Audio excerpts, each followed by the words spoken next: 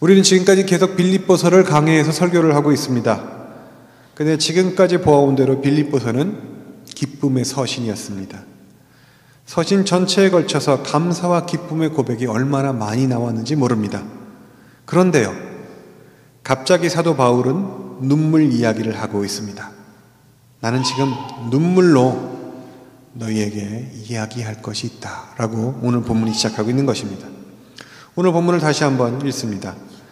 내가 여러 번 너희에게 말하였거니와 이제도 눈물을 흘리며 말하노니 너희 사람들이 그리스도 예수의 십자가의 원수로 행하느니라.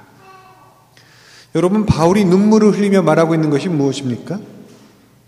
바울은 그리스도를 쫓아가는 길, 즉 십자가의 도를 이야기하고 있는데 많은 사람들이 이 십자가의 길, 십자가의 도에 반대가 되어서 십자가의 원수의 길을 행한다고 말하고 있는 것입니다. 그것을 보고 그것을 깨달은 바울은 이 사람들이 걸어가는 길과 그 길의 결과가 보이기 때문에 그들의 삶을 안타까워하면서 애통하면서 그들이 십자가의 원수의 삶으로부터 빨리 빠져나오라고 이야기하고 있는 것입니다. 사도 바울은 많은 사람들이 그렇게 하고 있다라고 생각했습니다. 그리고 그 사람들은 교회 밖에만 있는 것이 아니라 물론 교회 밖에도 있지만 교회 안에도 너무나 많이 존재하고 있다고 그것을 더 안타까워하고 있었습니다. 여러분, 그 사람들이 누구입니까? 빌립보서를 쭉 읽어보면 두 부류의 사람을 이야기하고 있는 걸 볼 수가 있습니다. 첫 번째 부류는 그리스도의 은혜를 전적으로 믿지 않고 예수님을 믿지만 동시에 율법도 지켜야 된다고 얘기하는 사람들이 있었습니다. 그 사람을 가르쳐서 바울은 할례당, 율법주의자라고 부릅니다. 이미 우리는 빌립보서 3장 2절에서 개들을 삼가하고 행악자를 삼가하고 손할례당을 삼가하라 라는 구절을 통해서 그 사람들에 대해서 엄중하게 바울이 경고하고 있는 모습을 볼 수가 있었습니다. 그런데 지금까지 안 나왔던 또 하나의 부류가 오늘 본문에 나오고 있습니다. 그 사람들은 바로 이 할례당과는 정반대인 반율법주의자들입니다. 예수님을 믿는다고 입술로는 이야기를 합니다. 그러나 그 구원과는 거리가 먼 그런 구원을 이야기하는 사람들이었습니다. 그들은 이미 교회 안에 자리를 잡고 앉아 있었는데 그들이 주장하기를 우리가 이미 구원을 얻었으니 그리스도로 말미암아 이제는 율법이 그 기능을 완전히 다하였다. 다시 말하면 구원을 이미 받았으니 이제는 우리가 어떻게 행하여도 그 율법과는 상관이 없다라고 말하는 사람들이 있었다는 것입니다. 율법주의도 황당하지만 반율법주의라는 것도 있었나? 이렇게 그런 무식한 얘기를 하는 사람들이 있나? 우리가 생각할 수 있습니다. 그러나 그 당시에 세계를 흐르고 있었던 그 거대한 그 철학 사상 중에 하나가 플라톤주의인데, 플라톤주의에 의하면 이 영혼은 굉장히 고귀합니다. 그에 비해서 이 육체는 너무나 저급하고 너무나 더럽고 너무나 안 좋은 것이라 버려야 하는 것이라고 생각하는 사상이 있었습니다. 그러니까 그 사상에 기독교의 복음을 섞은 것입니다. 그러니까 우리의 육신 가운데 있는 우리의 영혼은 너무나 고결하고 귀하기 때문에 예수님의 영혼이 들어와서 구원을 했기 때문에 이것은 끝이 났다는 겁니다. 그럼 남은 건 육신인데 이놈의 육신은 도대체 어떻게 굴려도 나는 상관이 없다라고 이야기를 하는 게 그 당시에는 굉장히 그럴듯하다고 생각이 되었던 것 같습니다. 사도 바울이 보기엔 이건 정말 심각한 문제였습니다. 왜냐하면 그동안 사도 바울이 고이 뿌려서 조심스럽게 자라고 있었던 복음의 씨앗들이 이런 폭풍 같은 철학들의 풍조에 의해서, 율법주의에 의해서 또 반율법주의에 의해서 쓸려 나갈 수 있는 가능성이 있다고 생각을 했던 것입니다. 그래서 그들에 대해서 표현할 때 십자가의 원수다 이렇게 규정을 하고 있는 것입니다. 이걸 요즘 단어로 표현하면 뭐가 좋을까요? 요즘 시사용어 중에 여러분 그 주적이란 단어가 나오고 있는 거 아십니까? 주적. 이게 뭔가 하면은 우리나라가 이제 군대가 있잖아요. 그러면 군인들한테 가장 중요하고 1차적으로 싸움의 대상이 되는 게 누구냐? 일본이냐? 아니죠. 미국? 절대 아니고요. 중국? 그 다음이고요. 러시아? 역시 그 다음이고 북한이다. 그거를 주적이라는 단어로 설명을 합니다. 그래서 군인들이 교육을 받을 때 우리의 주적은 누구냐? 북한. 이거를 계속 얘기를 해왔어요.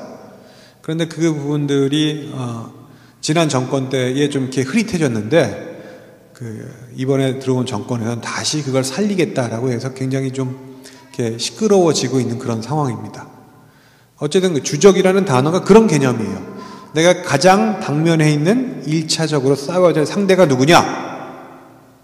그걸 사도 바울은 십자가의 원수라고 규정을 하고 있는 것입니다. 여러분, 우리는 십자가의 원수에 대해서 생각해 보기 전에 먼저 십자가의 도에 대해서 생각을 해볼 필요가 있습니다. 십자가의 도란 뭘까요?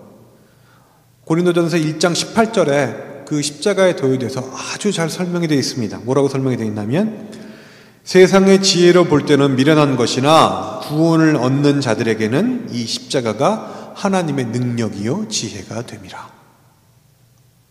이 십자가라는 것이 너무너무 독특해서 예수님을 믿지 않는 사람이 보기는 꺼리끼는 것, 미련한 것이고, 그러나 십자가, 예수님을 믿는 사람에게 이 십자가의 도란 능력이요 자랑거리요 지혜가 된다고 고린도서는 기록을 하고 있는 것입니다. 여러분, 맞습니다. 십자가란 무엇을 의미합니까? 십자가는 죄로 인해서 영 죽을 수밖에 없는 우리가 다시 살아난 그 복음을 의미합니다. 우리를 멸망에서 구원하기 위해 하나님께서 독생자 예수님을 보내주셨고, 그 예수님을 통해 예수님이 우리를 대신해 십자가를 지셨고, 그걸 통해서 우리의 죄를 용서해 주신 것을 의미합니다. 또한 사흘 만에 죽은 자 가운데서 부활하심으로 우리에게 죽음의 권세를 이길 수 있는 그런 능력을 보여주셨고, 또한 그 능력을 주시는 것을 의미합니다. 우리는 비록 구원받게 된 그것이 아무런 공로도 없지만 예수 그리스도의 그 놀라운 사랑으로, 그 놀라운 능력으로 아무런 공로 없이 값없이 구원을 얻게 됨을 의미합니다.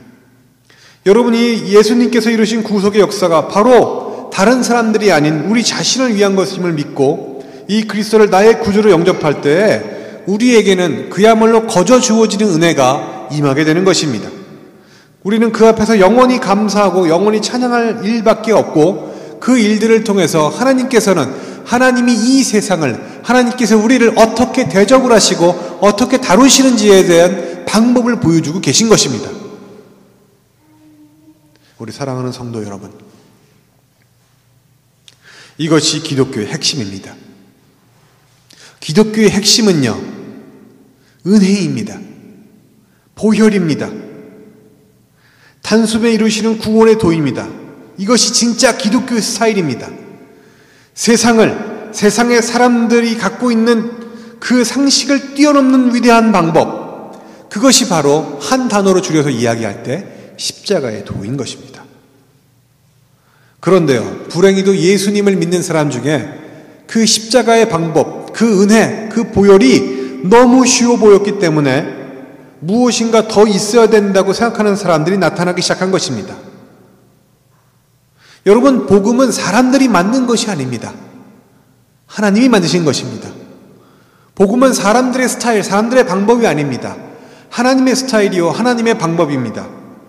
그런데 사람들이 이 하나님의 스타일, 하나님의 방법, 하나님의 것을 어린아이같이 순수한 마음으로 그대로 그냥 받아들이고 믿으면 되는데, 그것을 그렇게 하지 못하고 내 몸속에, 내 마음속에, 내 상식 속에 있던 그 버릇 때문에 거기다가 무엇인가 섞으려고 하고 그것과 무엇인가를 바꾸려고 하고 그것을 나에게 좋은 방법으로 해석을 하려고 한다는 사실입니다.